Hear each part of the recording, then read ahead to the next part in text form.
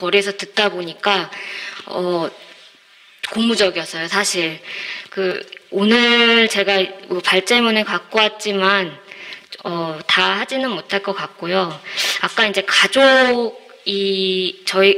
이 논의가 이제 건강가정 기본 계획인데, 가족이란 그 정의에 대해서 한번 아까 말씀을 주셨어요. 한번 짚어가야 되지 않겠냐 해서 저도 고민을 좀 했었거든요. 그래서 보통 한국사에서 가족이란 말을 굉장히 중의적으로 쓰고 있는데요. 가족 같은 회사는 경계해라.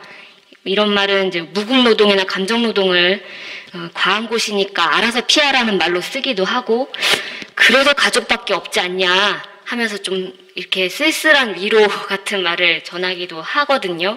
그래서 이제 사전적으로는 가족이 현재로서는 혈연이나 이런 혼인관계를 이루어지지만, 지금 이제 다양한 범위로 넓혀지고 있다. 그래서 건강가정 기본법에 기초한 정의도 마찬가지였고, 아까 이제 민법 779조를 언급해 주셨는데 마찬가지였어요. 그래서 이런 사회적인 변화를 담아내지 못하고 있는 정의라면 바뀌어야 되는 게 맞고, 사실 이 정의로부터 현행법이 바탕이 되잖아요. 그러니까 한 행정적인 지원이나 사회적 지지를 받을 수밖에 없는데, 이 기존의 정의로 아우르지 못하는 사람들의 차별은 좀 빨리 해결이 됐으면 좋겠다는 마음입니다. 그리고 이제 1인 가구가, 저는 이제 기혼이다 보니까 그 주변에 친구들이 굉장히 많은데 결혼한 친구들 정말 없어요. 그러니까 30, 40대, 20대만 해도 그 기존의 이런 혼인 제도나 그 불합리한 것들을 보고 들으니까 안 하고 싶은 거겠죠. 충분히 이해하고요. 왜냐하면 그런 차별적인 문화를 한 번밖에 안 사는 인생인데 답습할 필요는 없지 않겠습니까? 또 고통받는 그 독박 육아라던가 이런 것들 보면서 어떻게 너는 사니 이러는데 굉장히 자조적이거든요. 그래서 이해하고요. 1인 가정 늘고 있는 거 그냥 피부로 굉장히 와닿습니다. 이런 사람들에 대해서도 지금 제도적으로 어떤 뒷받침되는 게 없으니까 이렇게 또 다양한 가족의 형태로 10명 중에 3명이다라는 통계까지 나오게 됐는데요. 저는 아까 어떤 선생님께서 말씀하셨지만은 개별적인 접근을 하지 않으면은 이 문제는 절대 해결되지 않는다고 봅니다. 가정이라는 울타리 안에서만 우리가 살아갈 수는 없고요. 그 가정을 이루고 있는 개개인들이 또 사회로 나가면 사회 구성원 아니겠습니까? 그래서 그런 인식의 차이, 가부장제라든가 성차별적인 인식의 차이가 가정 안에서뿐만 아니라 사회적으로 굉장히 연결되어 있고, 이런 고리 안에서 되게 착취당하고 고통받는 사람들이 있거든요. 아까도 그 아동의 이야기를 하셨는데 정말로 안타까운 일이 많았죠. 작년에도 그 천안 아동학대 사망 사건이라던가 얼마 전에 양천 아동학대 사망 사건에서도 보다시피 사실 이런 아동들의 죽음이 처음도 아니었고요.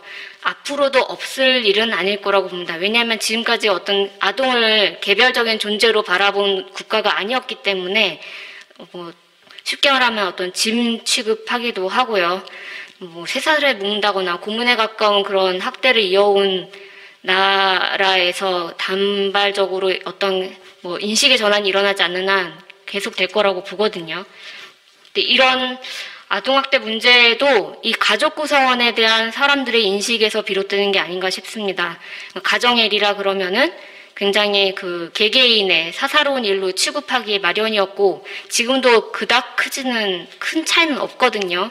하지만 또 사람들의 인식이 조사하면 조사할수록 나타난다는 것은 어떤 반증이겠죠. 기존의 가정이나 가족의 제도로서는 내가 온전하게 존재할 수 없다는 위기에서 또 가정을 이루기를 꺼릴 수도 있는 것일 거고요.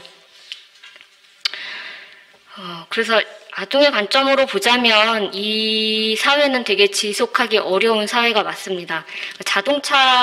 한국이 OECD에서도 그나마 좀 이제 선진국 반열에 오른 나라이기도 하고, 대외적으로는 굉장히 멋진 나라라고 K-팝이나 이런 것들 보면은 또 숭배하기도 하는데요. 저는 기본적으로 의문을 가질 수밖에 없는 게, 이 여성가족부라는 그 명칭에서도 좀 드러나듯이 여성과 가족을 분리하지 못하고 바라보는 국가적인 관점이 이 행정부처의 이름에서도 드러난다고 생각을 하거든요.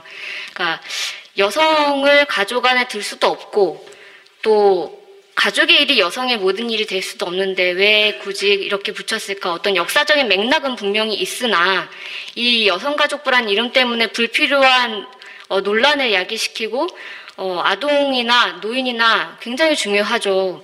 모든 사람들을 아우르기 위해서 태어날 때는 어리고 또 죽을 때는 노인 아니겠습니까? 그렇게 전 세계적인 관점에서 보자면은 결코 과한 이름이 아닌 가족이지만 그 앞에 여성이 붙음으로써 굉장히 사람들로부터 공격을 받기도 하거든요. 특정 성별을 앞에 둔다는 것이 굉장히 좀 이제는 좀 협소한 사회적 논의를 벗어나야 되지 않나 싶습니다.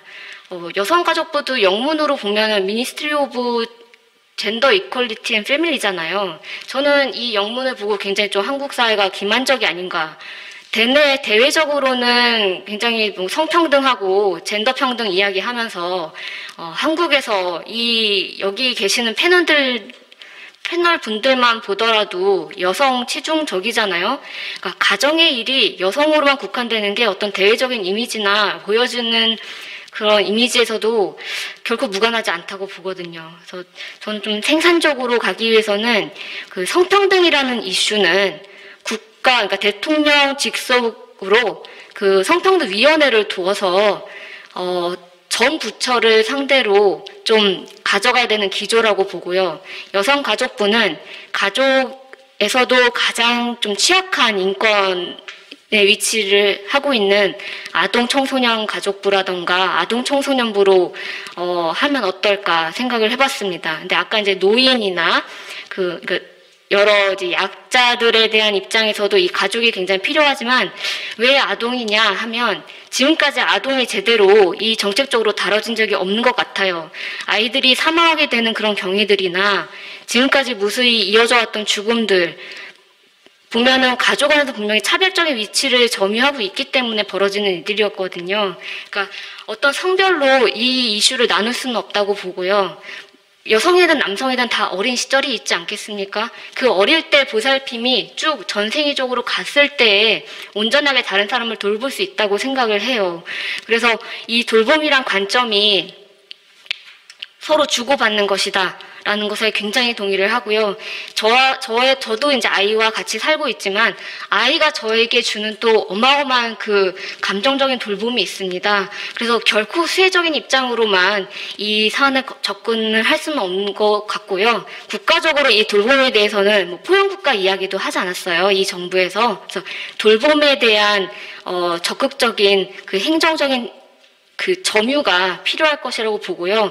거기에서 이 여성가족부가 조금 더 나아가서 이런 4개년, 5개년 계획도 굉장히 중요한데 여기에 아동의 관점에서 정말 연약할 수 있는 권리거든요. 내가 약해도 보호받을 수 있고 살아갈 수 있는 그 권리라는 것을 좀 조금 더 적극적으로 모든 사람들이 알았으면 좋겠고 여기에 또 남성들이 절대 배제되면 안 된다고 생각을 합니다.